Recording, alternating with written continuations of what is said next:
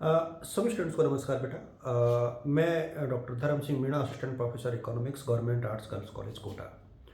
और कुछ दिनों से मैं आप लोगों के साथ एक प्रकार से जो वीडियो अपडेट्स मैं देता हूँ वो नहीं दे पा रहा था। मैं कुछ एक चीज़ें आप लोगों के साथ इस वीडियो के माध्यम से साझा करना चाहूँगा। अपेक्षा ये रहेगी कि शायद आप लोगों को ये चीज़ें पसंद भी आएंगी और आप लोग जो है इसको बहुत गंभीरता से सुनेंगे। मैं मुश्किल से 5 मिनट में सारी बातें कह दूंगा। स्कूटी से रिलेटेड बातें भी बता दूंगा, स्कॉलरशिप से रिलेटेड, बायोमेट्रिक से रिलेटेड, इसके अतिरिक्त आपके एग्जाम फॉर्म से रिलेटेड, सप्लीमेंट्री के रिजल्ट से रिलेटेड, जो भी बातें हैं आप लोगों की ऑलमोस्ट मैं सबको कंसिडर करने का प्रयास इस वीडियो में करूंगा। एग्जाम फॉर्म को मैं बाद में लूंगा। आज मैं पहला जो मेरा उद्देश्य है वो ये है कि मैं पहले स्कॉलरशिप से शुरू करूं। एक तो जितने भी बच्चे देख रहे हैं, चाहे वो नए हो चाहे पुराने, एक बार आप अपने अपने साथियों के साथ साझा कर देना इस वीडियो को। टेलीग्राम और व्हाट्सएप दोनों के ग्रुप मैंने डिस्क्रिप्शन में लिंक दिए हुए हैं, वो आप लोग ज्वाइन कर लेना।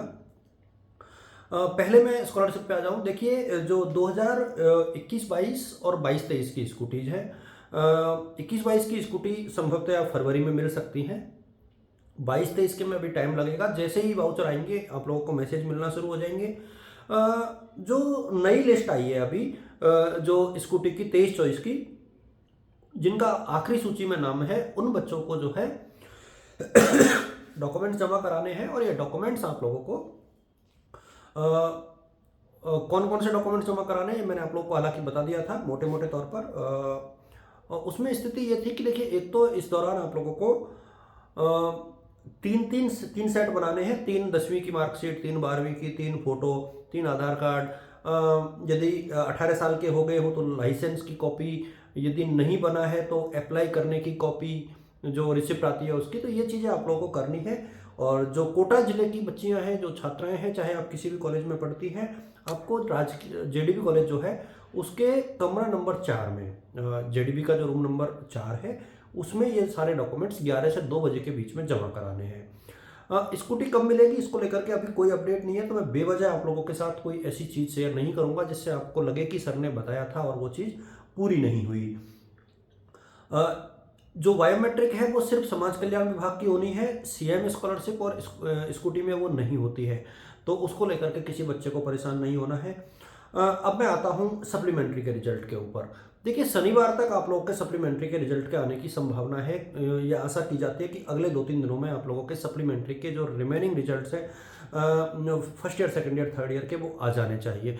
ये उम्मीद है। मैं फिर कह रहा हूँ कि अभी कुछ चीज़ें शायद हम जैसा चाह रहे हैं उसके हिसाब से नहीं हो रही है, तो उस हिसाब से आप लोगों के साथ बहुत एक्यूरेसी के साथ चीज़ें साझा करना मुश्किल है। मैं पूरा अनुमान ही लगा रहा हूँ। और एक चीज़ का ध्यान रखें, कोटा यूनिवर्सिटी आधिकारिक तौर पर वेबसाइट पर सारी चीज़ें डिक्लेयर करती है। मेरे द्वारा बताई गई बातें आधिकारिक तौर पर तो नहीं होती, बस अनुमान आधारित होती है। और मैं सिर्फ आप लोगों की सहायता करने का प्रयास यहाँ पर करता हूँ, जिससे कि आप मानसिक तौर पे तैयार रह सकें। रिवोल्यूशन की मार्कशीट अगले कुछ दिनों में आप लोगों के घर आने लगेंगी। बीए, बीएससी, बीकॉम की।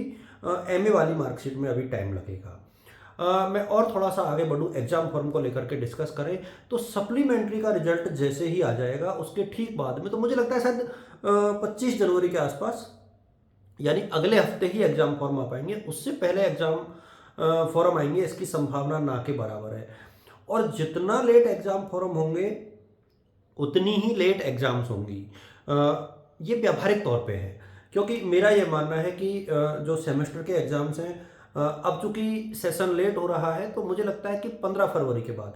अब आप कहोगे सर आप तो हर बार अनुमान बदल रहे हो। अनुमान इसलिए बदल रहा हूँ मैं, क्योंकि यूनिवर्सिटी की तरफ से कोई बहुत ऑफिशियल और आधिकारिक चीज़ें जब तक नहीं मिल जाती ना, तब तक अनुमान बदलना भी मेरी मेरी मजबूरी मान लो आप लोग।